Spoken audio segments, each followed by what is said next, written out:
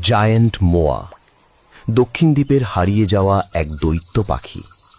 একসময় নিউজিল্যান্ডের বিস্তীর্ণ বনভূমি আর তৃণভূমিতে তাদের পদচারণায় কেঁপে উঠত মাটি। ডিম থেকে বেঁচে ফেরা পর্যন্ত ৯৯৯ দিনের এক দীর্ঘ কঠিন যাত্রা, যেখানে প্রতিটি দিন নির্ভর করে আকার, সতর্কতা এবং টিকে থাকার প্রবৃত্তির উপর।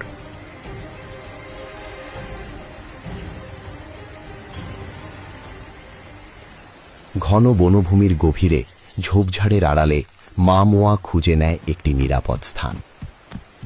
মাটির উপর শুকনো পাতা জড়ো করে তৈরি হয় বিশাল এক বাসা। সেখানে একটির পর একটি ২টি বিশাল ডিম পাড়া হয়। অস্বাভাবিক বড়, ভারী, কিন্তু সেই শক্ত খোলসের ভেতরে লুকিয়ে থাকে ভবিষ্যৎ এক দৈত্য। তারপর শুরু হয় অপেক্ষা। দিনের পর দিন মা মোয়া ডিমগুলো আগলে রাখে।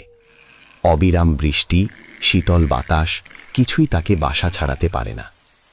ওদিকে বাবা মোয়া আশেপাশে ঘোরাফেরা করে। প্রতিটি শব্দ, প্রতিটি নড়াচড়া সে নজরে রাখে, কারণ এই শান্ত ভূমিতেও বিপদ ছিল। অবশেষে একদিন ডিম ফেটে যায়। পৃথিবীর আলোয় আসে ছোট ছোট ছানা, কিন্তু জন্মের মুহূর্ত থেকেই তারা অন্যদের চেয়ে বড়। তবুও তারা এখনো দুর্বল। প্রথম দিন থেকেই তাদের হাঁটতে হয়। মায়ের পিছু পিছু ঘন বনভূমির ভেতর দিয়ে খাবার খুঁজতে শেখে। পাতা, ফল, কচি গাছপালা, এভাবেই শুরু হয় তাদের বেড়ে ওঠা।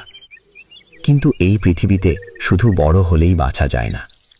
তারা বারবার হোঁচট খায়, কাদায় পড়ে যায়, ভুল করতে করতে শেখে। খাবারের জন্য প্রতিযোগিতা করতে হয়, বুঝতে হয় আশেপাশের পরিবেশ। দিন যত গড়ায়, চ্যালেঞ্জও তত কঠিন হতে থাকে। কাদামাটির ভেতর দিয়ে হাঁটা, নড়বড়ে ঢাল বেয়ে ওঠা, কোনো আড়াল ছাড়া খোলা মাঠ পার হওয়া, এবং ধীরে ধীরে শেখা কোন খাবার নিরাপদ আর কোনটি প্রাণঘাতী হতে পারে। এখানে কোনো নির্দেশনা নেই, কোনো শিক্ষা নেই। আছে শুধু পুনরাবৃত্তি, ব্যর্থতা এবং পরিস্থিতির সাথে মানিয়ে নেওয়া। দিন যায়, ছানাগুলো বড় হতে থাকে। তাদের পা শক্ত হয়, গলা লম্বা হয়। প্রতিদিন তারা আরও বিশাল হয়ে ওঠে। কিন্তু আকারই সবসময় নিরাপত্তা নয়।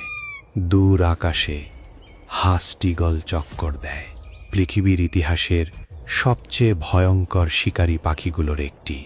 তাই তরুণ মোয়াকে